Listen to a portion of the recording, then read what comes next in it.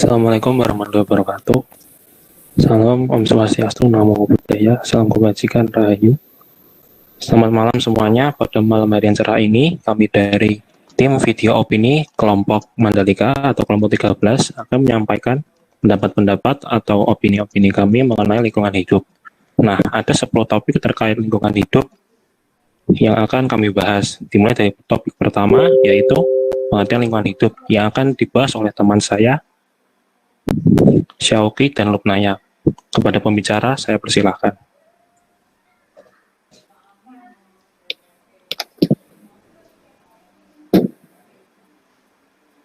Nah, teman-teman, pasti kalian sudah nggak asing kan dengan lingkungan hidup. Lalu apa sih definisi lingkungan hidup itu? Nah, untuk lingkungan hidup bisa didefinisikan sebagai lingkungan yang terbentuk dari proses natural tanpa campur tangan manusia, yang terdiri atas berbagai sumber dari alam, baik berupa fisik, biologis, dan non-biologis. Untuk lebih jelasnya, saya arahkan ke Lupnaya. Oke, buat tambahan dari saya, lingkungan hidup merupakan kesatuan ruang dengan semua benda, daya, keadaan, dan makhluk hidup, termasuk manusia dan perilakunya yang mempengaruhi kelangsungan perkehidupan manusia dan kesejahteraan manusia serta makhluk hidup lainnya. Oke, terima kasih kepada pembicara yang topik selanjutnya yaitu mengenai jenis lingkungan hidup yang akan disampaikan oleh teman saya Niken dan Laili. Kepada pembicara saya persilahkan. Oke, terima kasih atas kesempatan yang telah diberikan. Teman-teman, kali ini aku dan juga Laili akan menjelaskan tentang topik pembahasan yang kedua, yaitu jenis lingkungan hidup. Teman-teman, sebelumnya tahu nggak sih ada berapa jenis lingkungan hidup? Ada yang bisa jawab nggak? Izin menjawabnya, Kak. Iya. Ya, jadi ada 4 jenis lingkungan hidup. Yang pertama biotik, yang kedua abiotik, yang ketiga alami, dan yang keempat buatan gen. Gitu.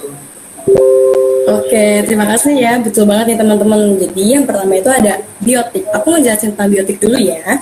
Jadi menurut buku siswa ilmu pengetahuan alam, lingkungan hidup biotik merupakan suatu komponen yang terdiri dari makhluk hidup nih, dan makhluk hidup tersebut sebagai pengisi suatu ekosistem. Nah, ternyata semua organisme merupakan komponen biotik, dan di dalam ekosistem komponen biotik dikelompokkan berdasarkan fungsinya nih teman-teman. Yaitu yang pertama ada produsen. Biasanya nih produsen ciri-cirinya itu memiliki klorofil dan juga berfotosintesis. Lalu yang kedua konsumen. Biasanya nih konsumen itu hewan seperti herbivora, karnivora, dan juga omnivora. Dan yang terakhir yaitu ada decomposer atau biasa disebut dengan pengurai. Itu ada bakteri, cacing, ganggang, dan juga jamur. Nah, contoh-contoh dari lingkungan hidup biotik meliputi semua makhluk hidup seperti hewan, tumbuhan, mikroorganisme, dan juga manusia. Selanjutnya, aku akan menjelaskan tentang abiotik. Abiotik itu adalah sebuah istilah yang seringkali digunakan untuk menyebut sesuatu yang tidak hidup atau biasanya itu benda-benda mati. Nah, abiotik ini memiliki manfaat atau pengaruh yang sangat besar bagi kehidupan seluruh makhluk hidup. Contohnya seperti apa? Seperti air, angin, cahaya matahari, derajat keasaman, garam, kelembapan udara, suhu, tanah, topografi, dan juga iklim. Dan di dalam suatu lingkungan hidup, terjadilah interaksi antara lingkungan hidup abiotik dan juga lingkungan hidup biotik dan juga sebaliknya. Untuk yang lingkungan hidup alami dan juga buatan akan dijelaskan oleh teman aku, yaitu Laili. Aku akan menjelaskan yang ketiga ya, jenis lingkungan hidup, yaitu lingkungan hidup alamiah. Lingkungan hidup alamiah adalah lingkungan hidup yang terbentuk karena proses alam, dan di dalamnya terdapat unsur abiotik, unsur biotik yang telah dijelaskan Niken tadi, lalu organisme kecil serta perpaduan segala kondisi yang bekerja secara dinamis atau berubah-ubah. Lingkungan hidup terbentuk tanpa campur tangan manusia. Selanjutnya aku akan menjelaskan apa aja sih ciri-ciri lingkungan hidup. Yang pertama, lingkungan hidup alamiah. Yang pertama, lingkungan hidup alam merupakan suatu ekologi atau ekosistem yang berfungsi sebagai sistem alam tanpa campur tangan manusia, termasuk vegetasi, tanah, batuan, jadi dalam batas-batas dan sifatnya. Ciri-ciri yang kedua yaitu lingkungan alam merupakan sumber daya alam semesta dan fenomena fisik yang tidak memiliki batas yang jelas seperti udara, air, dan iklim. Selanjutnya contoh-contoh dari lingkungan hidup alami yaitu ada 2 jenis. Yang pertama, jenis lingkungan hidup di air meliputi danau, laut, rawa, dan sungai. Yang kedua, lingkungan hidup di darat meliputi bukit, padang rumput, hutan, dan lembah. Untuk jenis yang keempat, yaitu lingkungan hidup buatan. Lingkungan hidup buatan adalah lingkungan hidup alamiah yang sudah didominasi oleh kebutuhan manusia. Lingkungan hidup buatan dapat terbentuk antara lain karena jumlah penduduk dan kebutuhan hidup manusia yang semakin meningkat, sehingga memaksa manusia mengubah lingkungan hidup alamiah. Ciri-ciri lingkungan hidup buatan yang pertama, ekosistem memerlukan intervensi manusia, yang artinya ekosistem buatan tidak mandiri dan ekosistem akan musnah tanpa bantuan manusia. Yang kedua, keanekaragaman hayati yang rendah. Lalu yang ketiga, bersifat pragmatis, yaitu lebih mementingkan nilai kepraktisan daripada kegunaannya. Yang keempat, manusia lebih produktif. Yang kelima, ketergantungan hidup buatan bergantung pada hukum alam semesta. Manusia hanyalah seorang penemu, tapi bukan pembuat hukum alam. Berikutnya ada beberapa contoh dari lingkungan hidup buatan. Yang pertama, lahan pertanian. Yang kedua, taman. Yang ketiga, kota. Yang keempat, bendungan. Yang kelima, akuarium. Yang keenam, kota modern. Dan yang ketujuh, budidaya tanaman tanpa tanah dan sinar matahari. Terima kasih atas waktunya. Oke, terima kasih kepada Niken dan Laili. Selanjutnya, topik selanjutnya yaitu contoh lingkungan hidup yang akan disampaikan oleh teman-teman saya, Radit dan Martina. Kepada kedua pembicara, saya persilahkan. Oke, baik teman-teman semua. Di sini saya akan menjelaskan beberapa contoh lingkungan hidup. Contoh lingkungan hidup di sini ada 4. Yang pertama adalah lingkungan hidup biotik, lingkungan hidup abiotik, lingkungan hidup alami, dan yang keempat adalah lingkungan hidup buatan. Yang pertama adalah lingkungan hidup abiotik. Lingkungan hidup abiotik adalah semua lingkungan yang terdiri dari komponen-komponen makhluk hidup di permukaan bumi. Contohnya, manusia, hewan, dan tumbuhan. Yang kedua adalah lingkungan hidup abiotik. Lingkungan hidup abiotik adalah semua benda mati di permukaan bumi yang bermanfaat bagi kehidupan manusia dan makhluk lainnya. Contohnya, tanah, air, udara, dan sinar matahari. Terima kasih. Contoh selanjutnya akan dibawakan oleh teman saya. Baik, terima kasih atas waktunya. Nah, tadi telah dijelasin oleh teman-teman apa itu yang contoh-contohnya juga di sini juga ada abiotik, ada alami, dan ada buatan. Nah, ini saya jelaskan dengan perspektif geografi ya teman-teman. Jadi untuk yang alami dulu nih. Tadi sudah disebutin, tapi tidak ada salahnya kita sebutin lagi menurut opini saya, karena ini adalah video berbasis dengan opini. Menurut opini saya, itu kalau lingkungan hidup alamiah, itu lingkungan hidup yang tersusun atas biotik, abiotik, dan itu merupakan suatu hasil atau proses dari suatu dinamika alam itu sendiri. Nah, ini lingkungan hidup alamiah ini biasanya digunakan sebagai sumber daya dan sumber hidup organisme-organisme banyak, seperti yang telah dijelaskan secara ekosistem itu seperti apa. Dalam perspektif geografi ini, lingkungan hidup alami itu ada banyak teman-teman, ada yang darat, ada yang di laut. Yang di darat itu ada contohnya ada gunung, ada bukit, ada lipatan dan lain morfologi lain. Terus yang di air perairan itu ada danau, ada pantai, ada lautan, ada muara dan lain sebagainya. Nah, yang kedua, ada lingkungan buatan. Lingkungan buatan ini berbeda dengan lingkungan alami, di mana lingkungan alami tidak ada campur tangan manusia di dalamnya. Namun yang lingkungan hidup buatan ini lingkungan yang secara artifisial digunakan dan dibuat dengan menggunakan teknologi manusia, baik itu teknologi yang mutakhir maupun menggunakan teknologi yang sederhana.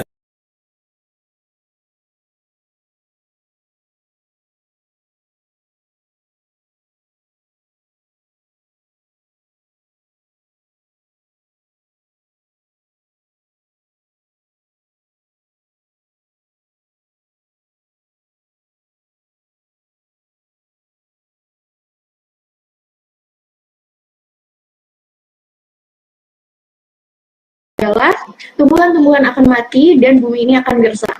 Lalu impact apa lagi adalah tumbuhan-tumbuhan akan mati dan bumi ini akan gersang. Lalu impact apa lagi sih? Emang kenapa kalau tumbuhan mati itu gimana? Emang apa pengaruhnya buat kita? Ya banyak. Contohnya buat hewan-hewan yang ada di sekitar kita. Gimana sih kalau misal hewan-hewan itu cuma makan tumbuhan tersebut dan tumbuhannya nggak ada? Terus gimana cara dia mengkonsumsi makanan, cara dia bertahan hidup? Nah, disitulah dapat kita simpulkan bahwa tumbuhan itu sangat penting karena jika tidak ada tumbuhan tersebut, hewan itu tidak akan bisa bertahan hidup. Dan dari situ hewan-hewan satu persatu akan mati dan kita bisa melihat mana sih hewan yang bisa lebih kuat untuk bertahan hidup di dunia ini gitu. Jadi itu gambaran kecil aku mengenai pentingnya unsur abiotik untuk keberlangsungan hidup kita, dan akan dilanjutkan oleh teman saya Catherine untuk membahas tentang unsur biotik. Silakan Catherine. Terima kasih untuk rekan saya Nanda. Baik, saya akan melanjutkan penjelasan tentang unsur lingkungan hidup. Unsur lingkungan hidup yang kedua yaitu unsur biotik. Teman-teman mungkin tahu unsur biotik itu apa. Lebih lanjutnya saya akan jelaskan apa sih unsur biotik itu. Unsur biotik merupakan unsur lingkungan hidup yang terdiri atas makhluk hidup seperti manusia, hewan, tumbuhan, dan organisme kecil lainnya yang tidak dapat kita lihat dengan kasat mata. Unsur biotik ini terdiri atas tiga komponen. Tiga komponen. Yang pertama autotrof yang berfungsi sebagai produsen, di mana ia mampu membuat makanan sendiri dan makanan untuk organisme lainnya dengan cara fotosintesis. Yang kedua heterotrof yang berfungsi sebagai konsumen, di mana ia akan memanfaatkan bahan organik dari produsen untuk memenuhi kebutuhan hidupnya karena ia tidak mampu untuk membuat makanan sendiri. Dan yang ketiga dekompores yang berfungsi sebagai pengurai. Karena ia bertugas mengurai sisa-sisa makhluk hidup yang sudah mati yang dimanfaatkan sebagai senyawa organik yang dapat menyuburkan tanaman dan tanah. Terima kasih, sekian dari saya. Kembali ke moderator. Oke, terima kasih kepada Nanda dan Catherine. Selanjutnya kita akan membahas mengenai fungsi lingkungan hidup bagi makhluk hidup yang akan disampaikan oleh teman-teman saya, Kaila dan Antaries. Kepada kedua pembicara saya persilahkan. Oke, terima kasih Kak Hilal atas waktunya. Jadi di sini kayak yang udah dijelasin sama teman-teman aku nih, dari mulai pengertian, jenis, contoh, unsur-unsur lingkungan hidup juga punya fungsi loh yang sangat penting banget buat kita. Nah, lingkungan hidup ini memiliki beberapa fungsi yang sangat berpengaruh pada kelangsungan hidup unsur-unsur di dalamnya. Nah, fungsinya apa aja sih? Yang pertama itu sebagai tempat untuk mendapatkan makan. Lingkungan hidup itu menjadi sumber untuk mendapatkan makanan guna memenuhi kebutuhan. Dengan demikian, kehidupan makhluk hidup di dalamnya dapat berlangsung dengan baik. Nah, yang kedua itu ada sebagai tempat untuk beraktivitas. Lingkungan hidup yang baik itu bakal menjadi tempat untuk beraktivitas yang menyenangkan. Sebagai makhluk sosial, manusia pasti berinteraksi dengan orang lain sehingga membutuhkan tempat yang layak untuk melakukan aktivitas. Nah, yang ketiga itu salah satu yang penting banget yaitu sebagai tempat untuk tinggal. Lingkungan hidup itu dapat menjadi tempat tinggal yang nyaman dan aman bagi makhluk hidup. Karena itu, kita harus selalu nih menjaga kelestariannya agar kehidupan di dalamnya dapat berlangsung dengan baik. Nah, selanjutnya bakal dijelasin sama teman aku, Ilva. Oke, di sini saya izin melanjutkan pernyataan dari Kaila. Kita akan membahas tentang fungsi lingkungan hidup. Nah, yang keempat itu sebagai penyedia sumber daya alam. Nah, di mana sumber daya alam ini contohnya itu seperti bahan bakar fosil, gas bumi, air, maupun sebagainya. Nah, sumber daya alam tersebut akan dimanfaatkan manusia untuk memenuhi berbagai kebutuhan hidupnya. Misalnya saja nih, gas alam dan minyak bumi akan diolah menjadi bahan bakar, dan air pun juga akan digunakan manusia sebagai bahan pokok utama untuk hidup. Nah, yang kelima nih, sebagai penyedia air. Nah, kita semua tahu ya, di sini semua makhluk hidup dari manusia, hewan maupun tumbuhan itu pastinya membutuhkan air untuk bertahan hidup. Nah, karena itu air ini menjadi komponen yang sangat penting bagi kehidupan di bumi. Nah, jika kita kekurangan air, maka dampaknya ya pasti nanti akan dehidrasi dan akibatnya misalkan fatal nih, makhluk hidup bisa akan lemas, sakit, bahkan mati. Nah, oke, yang terakhir itu lingkungan hidup juga mempunyai fungsi sebagai penyedia oksigen. Nah, kita semua tahu nih, pasti semua makhluk hidup ya, tidak terkecuali manusia, itu pasti membutuhkan oksigen untuk hidup. Nah, untuk respirasi juga, bahkan juga untuk bernapas ya. Nah, sama halnya seperti air, jika kita kekurangan oksigen, maka hidup akan lemas, bahkan mati. Waktu dan tempat, saya persilakan untuk moderator. Oke, terima kasih kepada Kak Hila dan Ilva. Topik selanjutnya yang akan kami bahas yaitu mengenai penyebab kerusakan lingkungan yang akan dibahas oleh teman saya, Akbar. Kepada pembicara, saya persilakan. Oke, terima kasih atas waktu yang telah diberikan. Nah, selain memiliki fungsi, ternyata lingkungan hidup ini juga memiliki banyak kerusakan. Faktor kerusakan dari lingkungan hidup ini ada dua. Yang pertama, faktor alam, dan yang kedua, faktor akibat ulah manusia itu sendiri. Kerusakan lingkungan hidup faktor alam dapat berupa bencana alam seperti banjir, tanah longsor, dan kebakaran hutan. Seperti yang kita ketahui, banjir yang terjadi dapat merusak beberapa lingkungan seperti persawahan dan lingkungan perumahan masyarakat. Selain itu juga, tanah longsor yang terjadi dapat membuat rumah-rumah warga rusak dan tertimbun oleh tanah. Nah, selain itu juga terdapat beberapa faktor dari ulah manusia itu sendiri, seperti pembakaran hutan secara liar, pembuangan sampah sembarangan. Selain itu juga ternyata selain faktor alam dan faktor ulah manusia, ternyata kedua faktor ini saling berkaitan satu sama lain.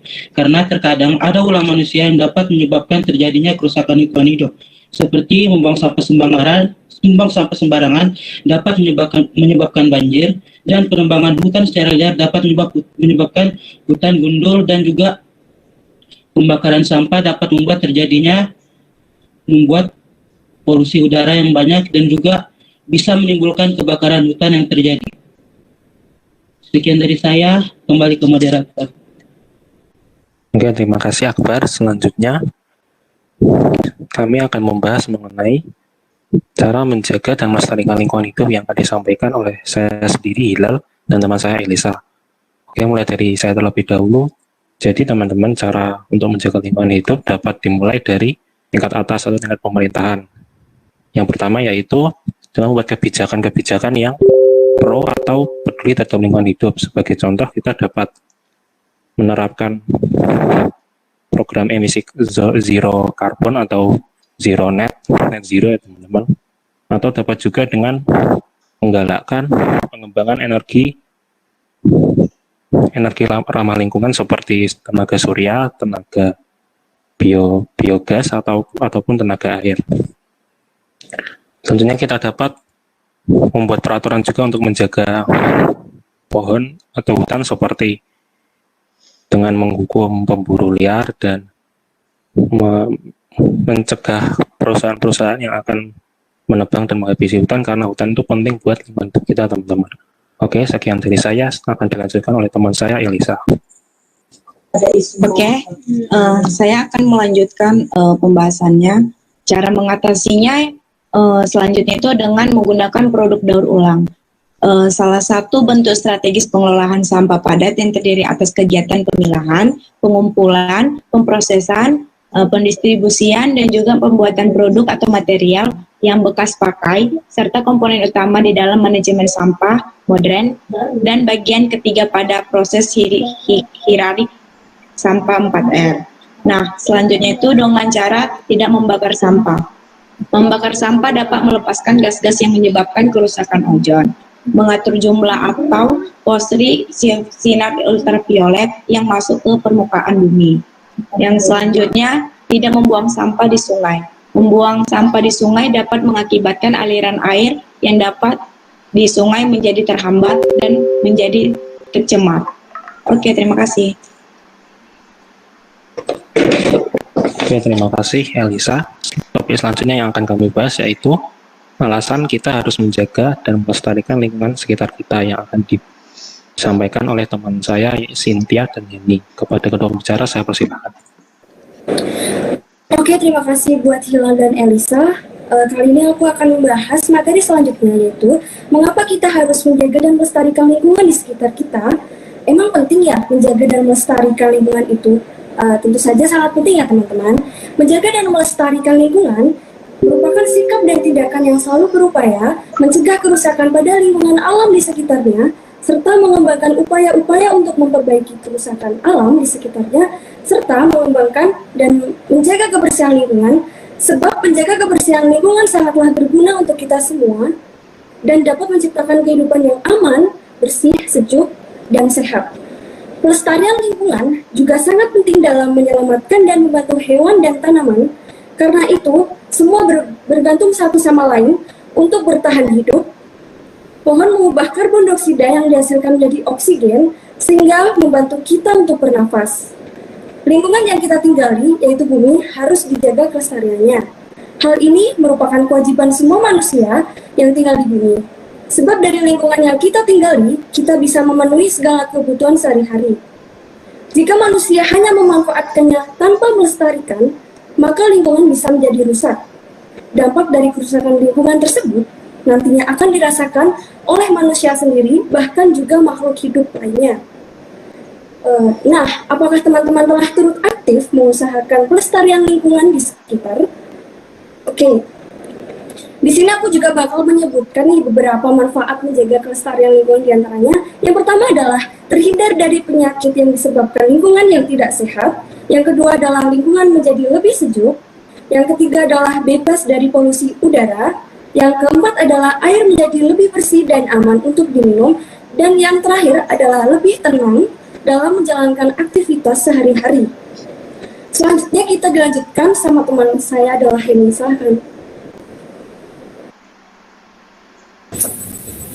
Oke, kenapa sih kita harus menjaga lingkungan? Nah, menjaga lingkungan merupakan tanggung jawab kita bersama sebagai umat manusia. Banyak sekali sumber daya alam yang harus benar-benar kita jaga dan lestarikan demi kelangsungan hidup kita bersama kelak kemudian. Apabila manusia hanya memanfaatkannya tanpa ada pelestarian, maka yang terjadi adalah lingkungan yang rusak. Nah, dampak dari kerusakan itu pun nantinya akan dirasakan oleh manusia itu sendiri. Dengan menjaga alam juga akan menguntungkan kita sebagai manusia, karena kita akan terbebas dari penyakit yang mungkin saja timbul nantinya akibat kerusakan atau pencemaran lingkungan tadi. Terkait apa yang akan terjadi jika manusia tidak memelihara lingkungan akan dijelaskan oleh Putri dan Amara. Selanjutnya saya kembalikan ke moderator. Oke, terima kasih Cynthia dan Heni. Selanjutnya kami akan membahas mengenai apa yang akan terjadi jika manusia tidak memelihara lingkungan hidup, yang akan disampaikan oleh teman saya Putri dan Amara. Kepada kedua pembicara saya persilahkan.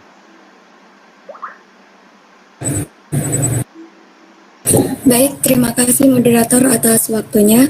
Di sini saya dan juga rekan saya Amara Syifa akan menjelaskan mengenai apa yang akan terjadi jika kita tidak menjaga kondisi lingkungan atau dampak yang akan terjadi. Yang pertama itu adanya bencana alam. Peluang terjadinya bencana alam akibat kelalaian manusia karena tidak merawat lingkungannya. Misalnya bencana alam akan terjadi itu seperti banjir, tanah longsor, serta pencemaran tanah. Yang kedua itu pencemaran lingkungan. Kondisi yang kotor dapat mengakibatkan lingkungan menjadi tercemar. Pencemaran lingkungan ini akan berpotensi meracuni makhluk hidup yang ada di dalamnya. Kemudian dampak yang ketiga itu kerusakan lingkungan. Menjaga kelestarian lingkungan pada intinya adalah menjaga lingkungan agar tetap dalam kondisi baik. Ketika lingkungan tidak dijaga dengan baik, maka kerusakan lingkungan otomatis akan terjadi.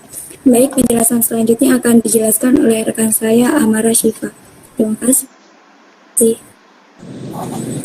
Oke, makasih Putri. Aku akan melanjutkan pemaparan yang disampaikan sama Putri. Yang selanjutnya atau yang nomor 4 adalah timbulnya berbagai penyakit.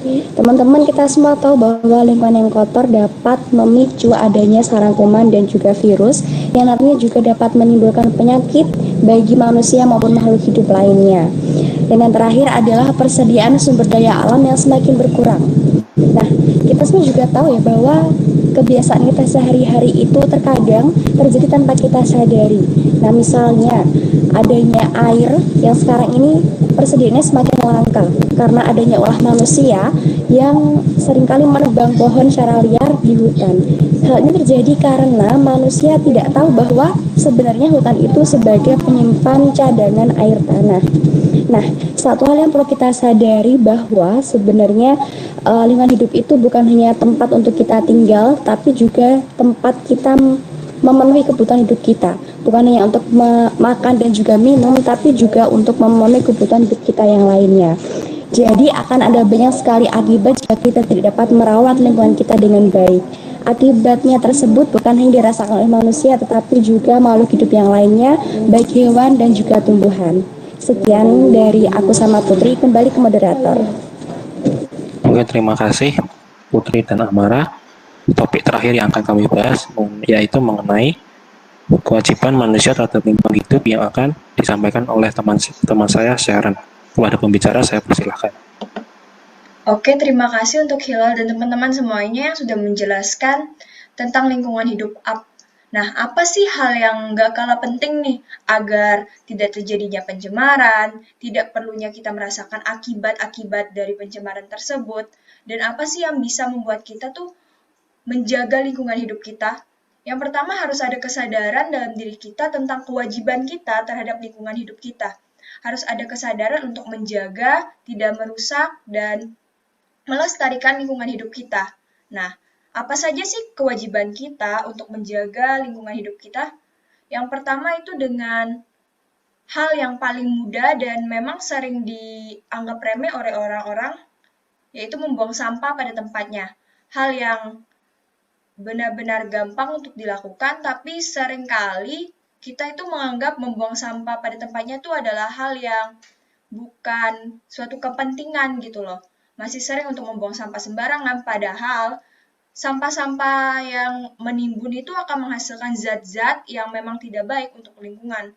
Yang kedua, dengan menebang pohon sembarangan atau memetik tanaman secara sembarangan. Kadang tangan kita usil nih, lagi jalan lihat, ada bunga bagus lalu kita petik, itu juga merupakan salah satu hal yang membuat kita itu tidak menjalankan kewajiban kita terhadap lingkungan dengan merusak lingkungan kita sendiri. Yang ketiga, kita juga bisa menjalankan kewajiban kita dengan mengurangi hal-hal yang menyebabkan polusi seperti polusi udara, polusi air, dan polusi tanah dengan mengurangi penggunaan kendaraan bermotor, menggunakan listrik secara hemat, dan juga mungkin tidak membuang sampah di sungai, jadi tidak terjadi pencemaran pada lingkungan. Baik, sekian dari saya kembali kepada moderator.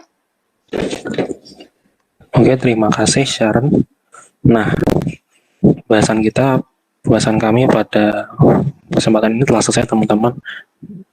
Nah, berdasarkan opini-opini yang telah disampaikan oleh kami, dapat diambil simpulan yaitu bahwa setiap unsur-unsur dari lingkungan itu baik biotik maupun abiotik dapat berdampak baik maupun buruk kepada manusia, hewan, dan tumbuhan, dan kepada semuanya ya intinya. Oke, jadi penting juga bagi kita untuk menjaga lingkungan hidup kita ya teman-teman. Oke, sekian dari kami. Apabila ada kesalahan baik dalam penyampaian kata, opini, ataupun yang lain, kami mohon maaf. Selamat malam, terima kasih. Wassalamualaikum warahmatullahi wabarakatuh.